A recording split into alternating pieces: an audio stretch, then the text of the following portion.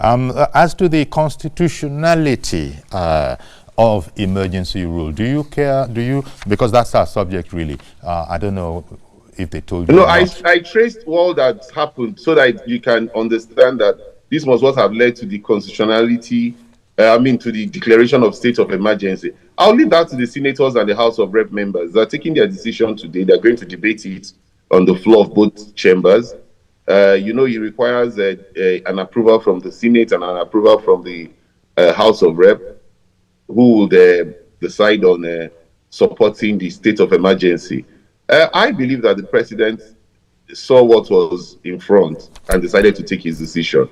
And I also think that this decision was also in order, because if that impeachment process had gone on at this material point in time, there would have been a worse crisis in front of us. There would have been a total breakdown of law and order. And also, you don't avert your mind to the fact that the Supreme Court also tongue-lashed the governor and listed so many of the areas decisions he had taken, which they found him liable. And so, if you are impeaching a governor, the Constitution says it has to be gross misconduct.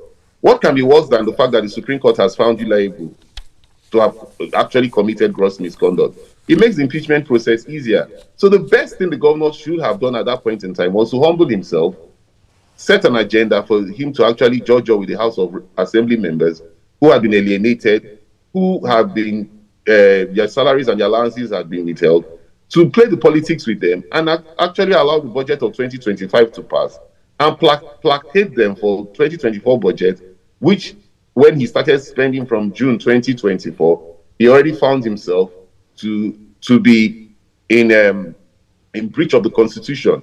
One of the areas I disagreed with my late father, Papa Clark, of blessed memory now, was in the issue of Rivers State. I always agreed with him on every issue, but on the issue of Rivers State, I always took another position because I actually thought that what was going to happen now will eventually come to happen.